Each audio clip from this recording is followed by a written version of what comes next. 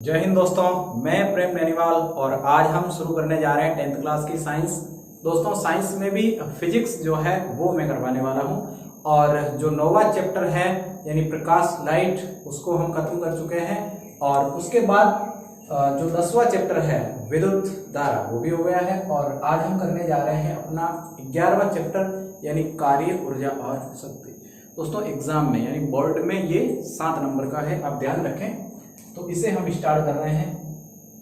दोस्तों स्टार्ट करने से पहले फटाफट से आप इस लाइव सेशन को एक बार शेयर कर दीजिए और देखें कार्य, ऊर्जा और शक्ति। तो जैसा कि इस चैप्टर का नाम है, सबसे पहले हम इसमें कार्य उसके बारे में जानेंगे और डिटेल लेंगे पूरी कार्य की और साथ में हम ऊर्जा पढ़ेंगे और उसके बाद सबसे लास्ट जो हमारा टॉपिक होगा वो होगा शक्ति, पावर। दोस्तों कार्य के बारे में हम बातचीत करने वाले हैं और उससे पहले मैं आपको ये बता दूं कि यहाँ ऊर्जा जो है वो बोर्ड 2021 जो एग्जाम उसमें होने वाले हैं उसमें इस टॉपिक को हटा दिया गया है, यानी ऊर्जा को हटा दिया गया है। कार्य और शक्ति के बारे में आपसे सवाल पूछे जाएंगे, तो आप लोग ध्यान दें। विशेष तौर से आप कार्य को पढ़ें और शक्ति को पढ़ें और पढ़ेंगे तो हालांकि हम ऊर्जा को भी, लेकिन कार्य और शक्ति एग्जाम की दृष्टि से इंपॉर्टेंट है। तो ध्यान दीजिएगा, सबसे पहले हम शुरू करने वाले हैं कार्य को। तो दोस्तों कार्य क्या होता है? आप लोग दैनिक जीवन में बहुत सारे काम करते भी हो और बहुत जगह पे हमें बल भी लगाना पड़ता है। तो क्या कार्य बल से संबंधित है? बिल्कुल, कार्य बल से संबंधित है और बल F को आप जानते ही हैं। दोस्तों बल क्या है? सबसे पहला मेरा सवाल ये आप लोगों से है कि बल क्या है, आप उसका जवाब दें। बल किसे कहते हैं? हम बहुत बार ये कहते हैं कि सर किसी वस्तु को धक्का लगाना वो बल कहलाता है, लेकिन क्या हम ऐसी परिभाषा लिख सकते हैं कि धक्का लगाना वो बल? और कार्य पढ़ने से पहले बल पढ़ना बहुत जरूरी भी है। दोस्तों बल F जो है, हम किसी वस्तु को धक्का लगाते हैं, वो बात सही है कि वो बल है, ऐसा नहीं है कि वो बल नहीं है, लेकिन एक बल की अच्छी खासी परिभाषा क्या हो सकती है? दोस्तों बल के लिए हम ये कहेंगे कि बल एक ऐसी भौतिक राशि है जो किसी वस्तु की स्थिति में परिवर्तन करने की कोशिश करती है। यदि हम किसी वस्तु पे बल लगाते हैं तो वो वस्तु अपनी स्थिति में बदलाव उत्पन्न करेगी। वो बल क्या करेगा? वस्तु की स्थिति को बदल देगा, लेकिन ये जरूरी भी नहीं है कि जो है स्थिति बदले, वस्तु की स्थिति में परिवर्तन हो। क्योंकि अगर आपने किसी पहाड़ या दीवार को धक्का लगाया है तो बल तो आपने लगा दिया, क्या विस्थापित हुई वस्तु? क्या उसकी स्थिति बदली? नहीं ना। तो स्थिति का बदलना जरूरी नहीं है, स्थिति बदले या ना बदले, लेकिन बल होता है, बल अपना कार्य जरूर करता है। तो दोस्तों बल एक ऐसी भौतिक राशि है जो केवल किसी वस्तु की स्थिति में परिवर्तन करने की कोशिश करती है, वो केवल प्रयास करता है। अब वस्तु की स्थिति बदले या ना बदले ये गारंटी बल की नहीं है। ये होता है दोस्तों बल। फिर से बोल रहा हूं, बल एक ऐसी भौतिक राशि है जो किसी वस्तु की स्थिति में परिवर्तन लाने का प्रयास करती है या कोशिश करती है। बल का मात्रक आप इसे भी जानते हैं। बल का मात्रक दोस्तों न्यूटन होता है, जिसे हम N के द्वारा लिखते हैं। साथ ही बल के अगर छोटे मात्रक की बात करें तो एक बल का मात्रक ये भी है, डाइन होता है। और आप लोग देखें कि डाइन जो है 1 न्यूटन 10 की घात 5 वो डाइन होगा, है ना। तो आप लोग इसे जानते हैं, यानी 10 की घात 5 न्यूटन के तुल्य। अब बल के बारे में हम बातचीत कर चुके हैं, लौट के आ जाते हैं अपने वापस इसी टॉपिक पे, कार्य। और दोस्तों कार्य को रिप्रेजेंट करने के लिए हम W लिखते हैं, वर्क यानी W। अब कार्य क्या है? हम लोग दैनिक जीवन में कई सारे काम करते हैं, कई सारे कार्य करते हैं, जैसे कि दौड़ते हैं, जैसे कि साइकिल चलाना, जैसे कि रेलगाड़ी से उतरना चढ़ना, किसी सामान को उठाना, सामान को रखना, है ना, वो तमाम सारी चीजें। ईंट को मेज पर रखना, ईंट को छत पे ले जाके रखना, धनुष बाण से बाण चलाना, तो वो तमाम सारे कार्य होते हैं। अब ये कार्य क्या है दोस्तों? वैज्ञानिक भाषा में यदि कहा जाए तो कार्य क्या है? कार्य बल और विस्थापन का गुणनफल है। बल और विस्थापन के गुणनफल को कार्य कहते हैं। किसी वस्तु पर जो बल लगाया जाता है और उस बल के कारण वस्तु में जितना विस्थापन होता है, उस विस्थापन और उस बल के गुणनफल को हम कार्य, वर्क के नाम से जानते हैं। ये वैज्ञानिक भाषा में इसकी परिभाषा है। और वैसे नॉर्मल काम या कार्य किसे कहते हैं आप बड़ी अच्छी तरीके से जानते हैं। दोस्तों मैंने आपसे कहा कि जो कार्य है वो बल और विस्थापन इन दोनों चीजों का गुणनफल है। कार्य क्या है? बल, और विस्थापन का क्या है दोस्तों? गुणनफल है। ये बल है और ये विस्थापन है। हम कार्य को W से लिखते हैं, बल को F से और विस्थापन को S से, ऐसा कुछ है, यानी W = Fs, ये संबंध है इनमें। अब विस्थापन क्या है? विस्थापन यानी किसी वस्तु के द्वारा तय की गई दूरी, सीधी तय की गई दूरी। यदि मान लीजिए कोई लड़का है और वो बिंदु A से बिंदु B तक चलता है, मान लीजिए वो 4 मीटर चलता है, और बिंदु B से मुड़कर बिंदु C तक चलता है, और मान लीजिए वो 3 मीटर चलता है, तो उसने कितनी दूरी तय की?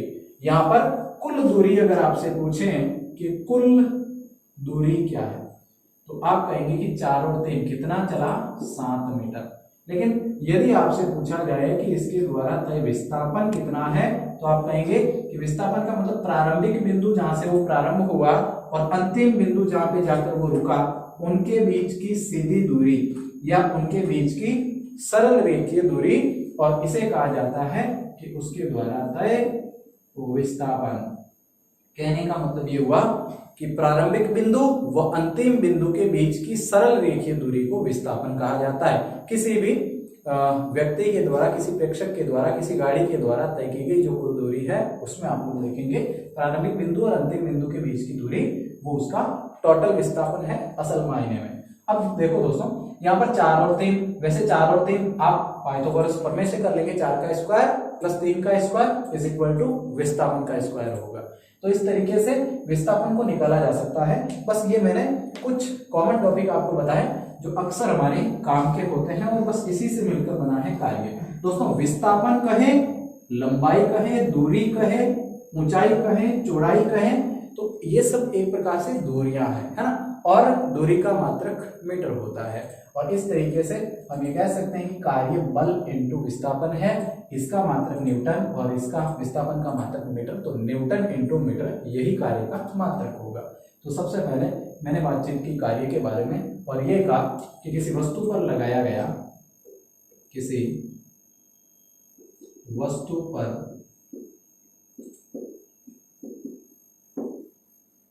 लगाया गया बल तथा बल लगाने से वस्तु में बल लगाने से वस्तु द्वारा तय कुल विस्थापन के गुणनफल को कार्य कहते हैं, के गुणनफल को कार्य कहते हैं। ठीक है, तो ये कार्य की क्या हो जाएगी दोस्तों? परिभाषा हो जाएगी, है ना। बल इंटू विस्थापन, ये कुल मिला के कार्य होगा। कई बार हम ये कहते हैं कि डॉट मल्टीपल यहाँ पे होगा, और जब भी डॉट हटाया जाता है तो हम जानते हैं कि cos थीटा लगता है, तो कार्य का एक ये भी फॉर्मूला हो सकता है, आप इसे ध्यान रखें, W = Fs cos थीटा। अब ये स्थिति कब होगी वो मैं आपको बताने वाला हूँ, लेकिन फिलहाल के लिए याद रख लीजिए। देखिएगा, कार्य का मात्रक मैं बताने जा रहा हूँ भाई, ये स्थिति तब होगी जब वो ये बल, मान लीजिए किसी वस्तु पर बल लग रहा है, किसी वस्तु का विस्थापन इधर हो रहा है, बीच का कोण थीटा है, ये वो नॉर्मल वाली स्थितियां। ठीक है, तो मैंने यहाँ पे आपसे सीधा कह दिया कि W = Fs cos थीटा। अब आप देखें कि अगर हम बात करें कार्य के मात्रक की, तो कार्य का मात्रक क्या होगा दोस्तों? कार्य का मात्रक यानी बल का मात्रक इंटू विस्थापन का मात्रक। बल का मात्रक मीटर, बल का मात्रक न्यूटन और विस्थापन का मात्रक मीटर, तो न्यूटन इंटू मीटर। और इस न्यूटन इंटू मीटर, इस कॉम्बिनेशन को हम लोग कह सकते हैं जूल। क्या कह सकते हैं? जूल। तो इसे जे से लिखते हैं, तो कार्य का मात्रक फाइनली जूल हमें मिला है, या न्यूटन इंटू मीटर आप इसे कह सकते हैं। दोस्तों न्यूटन बल का बड़ा मात्रक है। अगर मैं इसे डाइन ले लूं, है ना, अगर डाइन की बात की जाए और विस्थापन का मात्रक मीटर की जगह छोटा मात्रक ले लूं जैसे कि सेंटीमीटर, ये ले लिया जाए तो डाइन इंटू सेंटीमीटर ये भी कार्य का एक मात्रक हो जाएगा। और अब की बार इस कॉम्बिनेशन को हम जूल नहीं बल्कि क्या कहेंगे दोस्तों, अर्ग कहेंगे। क्या कहेंगे, अर्ग। तो आपने देखा कि कार्य का मात्रक न्यूटन इंटू मीटर जूल, अगर ये बड़े ले रहे हैं तो बड़ा मात्रक हमें मिलेगा, और ये इस प्रकार से डाइन इंटू सेंटीमीटर ले रहे हैं तो हमें अर्ग मिलने वाला है। और अर्ग और जूल में संबंध 10⁻7 का है कि ये 1 जूल 10⁻7 अर्ग के क्या होगा दोस्तों, बराबर होगा। भाई न्यूटन डाइन करें तो 1 न्यूटन 1 डाइन यानी 1 न्यूटन 10⁵5 और सेंटीमीटर अगर हम करें तो 10⁻2 सेंटीमीटर। भाई 1 मीटर में कितने सेंटीमीटर होते हैं, 100 को 10⁻2 कहते हैं। 1 न्यूटन में कितने डाइन होते हैं, तो 10⁻5 डाइन होते हैं। यानी कुल मिला के अगर कहा जाए तो 10⁻7 अर्ग होता है कितने जूल में, 1 जूल में। 1 न्यूटन में 10⁻5 डाइन, 1 मीटर में 100 सेंटीमीटर यानी 10⁻2 सेंटीमीटर, कुल मिलाकर के 10⁻7 अर्ग होगा 1 जूल में 10⁻7 अर्ग।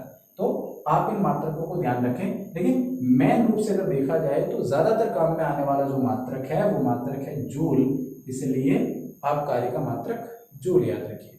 जैसे डाइन बल का मात्रक है, लेकिन हम डाइन का उपयोग बहुत कम करते हैं, ज्यादातर हम बल के लिए न्यूटन का उपयोग करते हैं। ठीक इसी प्रकार से ये जूल इसका एक अच्छा खासा मात्रक है, आप इसे याद रखें।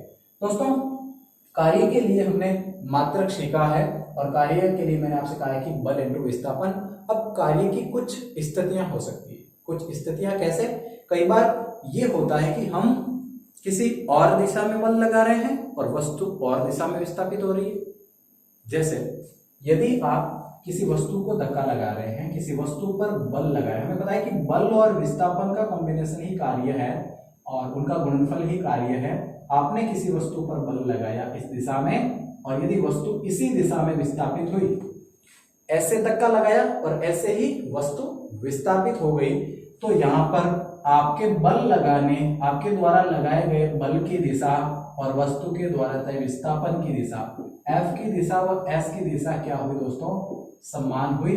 ऐसे में क्या होगा, जब आप बल किसी और दिशा में लगाते हैं और विस्थापन और दिशा में होता है तो क्या होगा, वहां पे कुछ थीटा का मान होगा जो हम रख के उसे सॉल्व करेंगे। साथ ही अगर विपरीत जैसी स्थितियां हो रही है तो क्या कार्य ऋणात्मक प्राप्त होगा, तो विपरीत होने पर कार्य ऋणात्मक मिलता है। वो तमाम सारी स्थितियां हम देखने वाले हैं।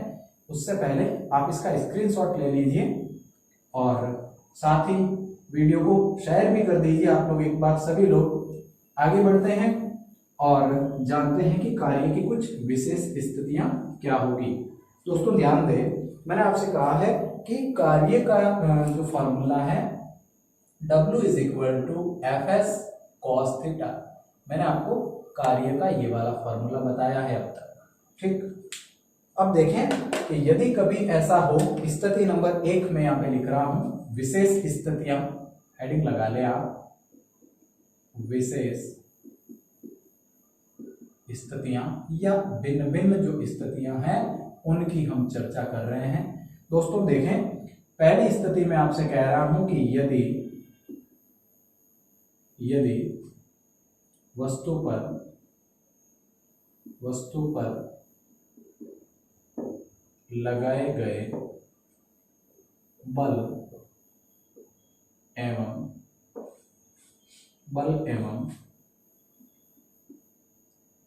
वस्तु द्वारा विस्थापन की दिशा समान हो तो, या इसे ऐसा कहा जा सकता है कि वस्तु पर लगाए गए बल और विस्थापन की दिशा के मध्य कोण 0 हो। यानी सीधा लिख देता हूं, अर्थात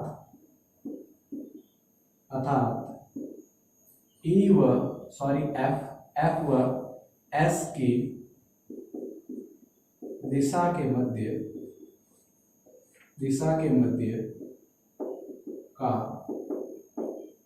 मध्य का कोण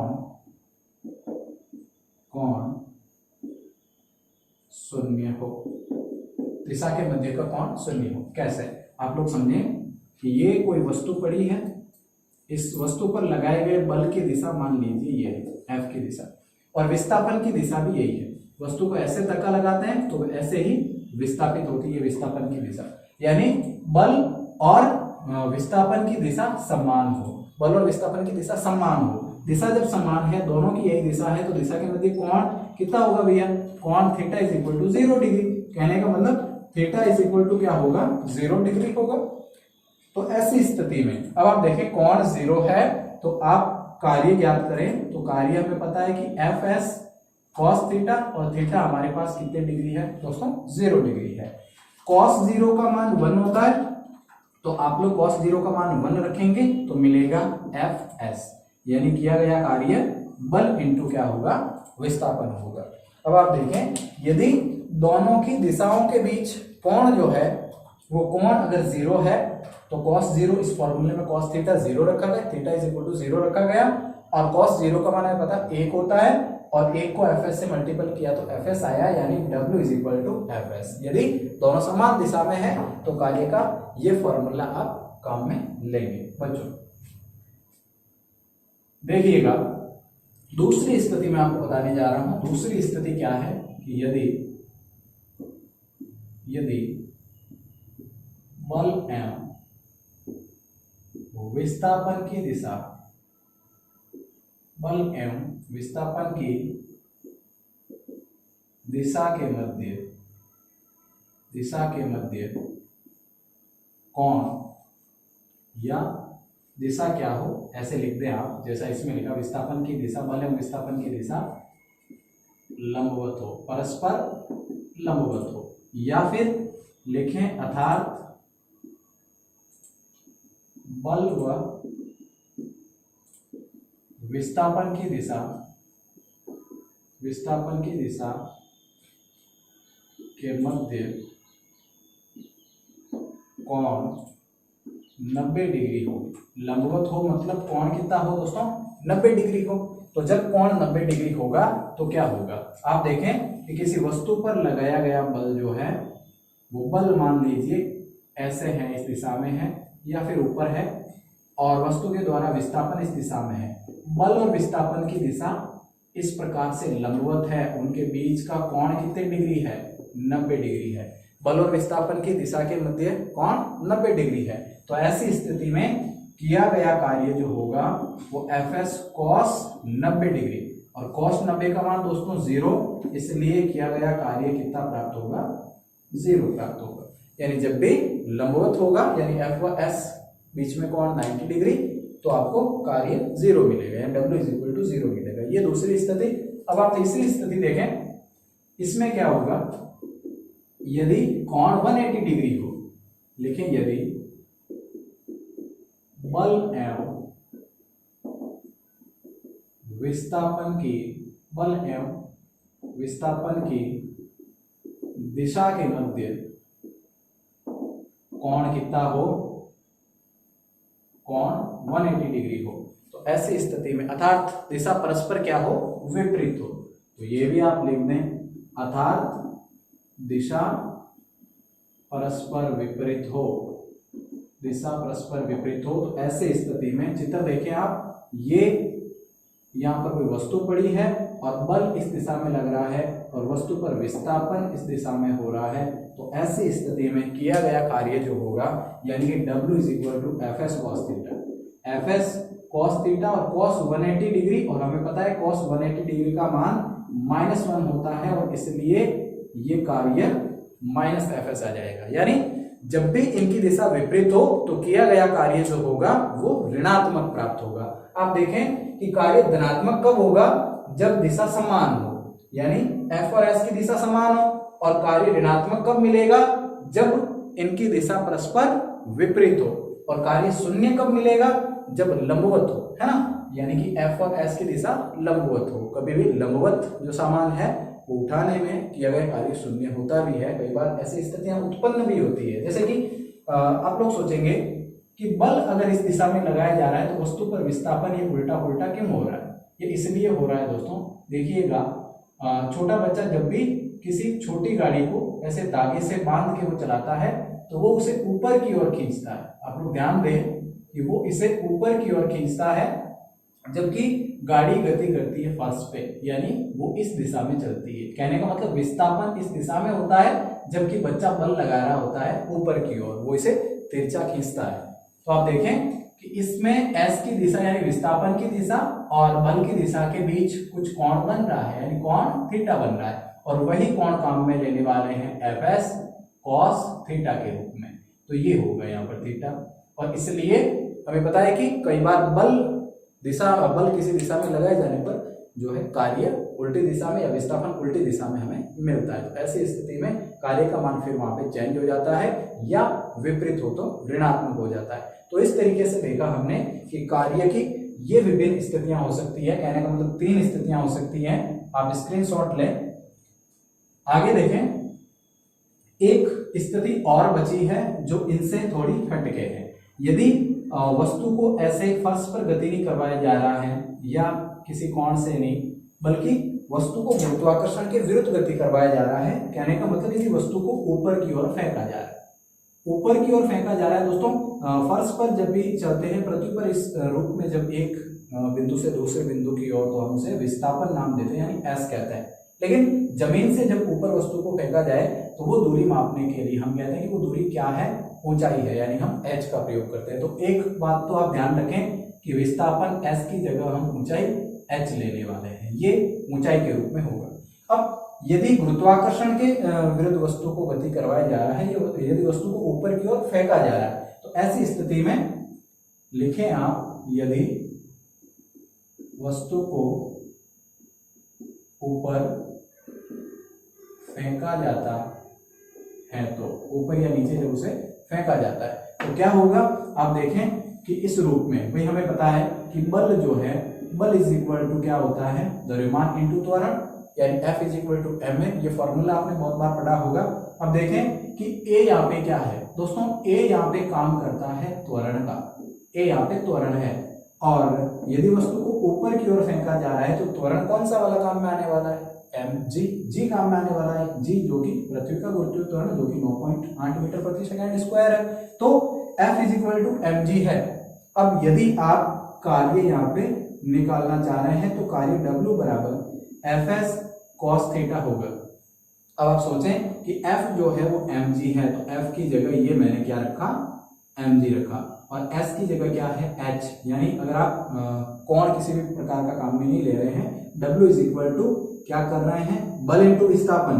तो बल दोस्तों mg के इक्वल, और विस्थापन ऊपर हो रहा है मतलब ऊंचाई के रूप में, तो वहां किया गया जो कार्य होगा वो mgh होगा। अब ये फॉर्मूला आप याद रखें, इस पर कुछ आंकिक प्रश्न है जिन्हें हम सॉल्व करेंगे, और mgh वैसे भी काम का फॉर्मूला है, आप इसका ध्यान रखें। तो कार्य की 3 और 4 स्थितियां मैंने आपको बताई है।